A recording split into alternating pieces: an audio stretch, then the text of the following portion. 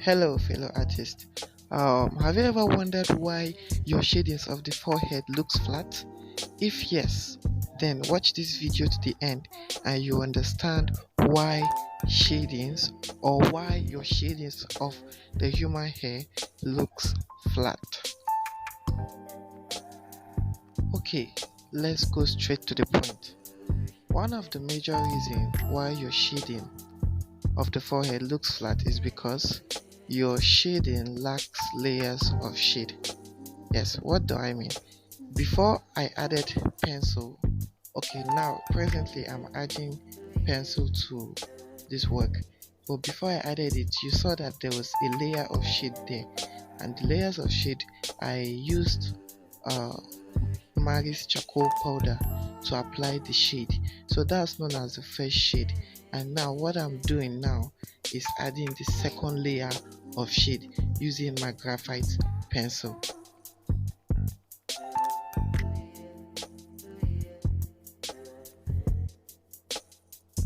And now one of the second reason why your forehead shading looks flat is because your shading lack proper blending. Yes.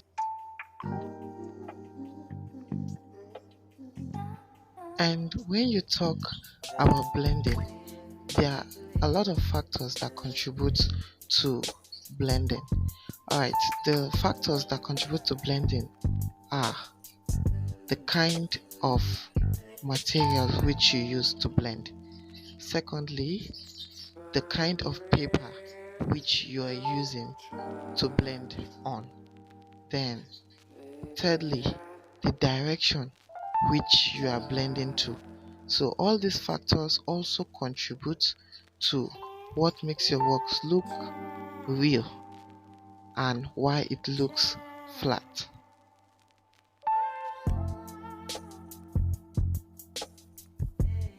Talking about materials used for blending, there are so many materials which you can use to blend, but for me, I prefer blending using a brush or using tissue.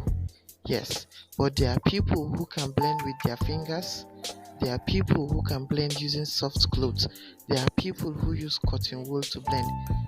It really matters. But for me, what I blend with is brush or what do you call it, tissue paper. That's what I use for blending. Then after the blending process, talking about the kind of paper which you use, for me I'll recommend you use Strathmore papers or FBB paper, but for this work I'm using FBB paper. Then talking about the direction which you are blending to, so I will say for the direction which you want to blend, you have to follow the curves which the work created.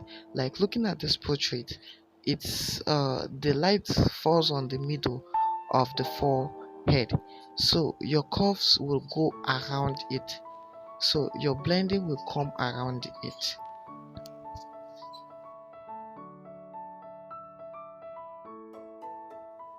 Gradually the blending is taking shape. So I added a little bit of dark value shade underneath the curly hair.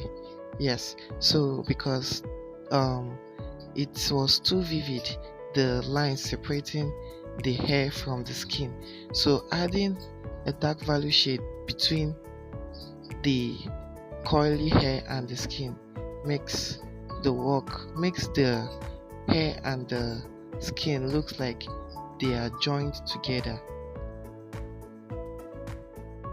Also, another reason why your shadings of the forehead looks flat, it's because we neglect the contrast between light and dark value shade. Yeah, what do I mean by this? What I mean by this is that if you look at this portrait, looking at the forehead, you know that at the middle of the forehead is where your light values are. And also if you take a look at the areas above the eyelashes, you see that there are light value shades there. So it is, you can differentiate the darkest shades of tones and the lightest shades of tones. But what you should notice is that these two areas, which is the darkest tones of shade and the light tones of shade, are being blended properly, so they have a good contrast between the light and between the dark values of the shade. So this is something we should also consider if we want our shadings of the forehead to always pop up instead of looking flat.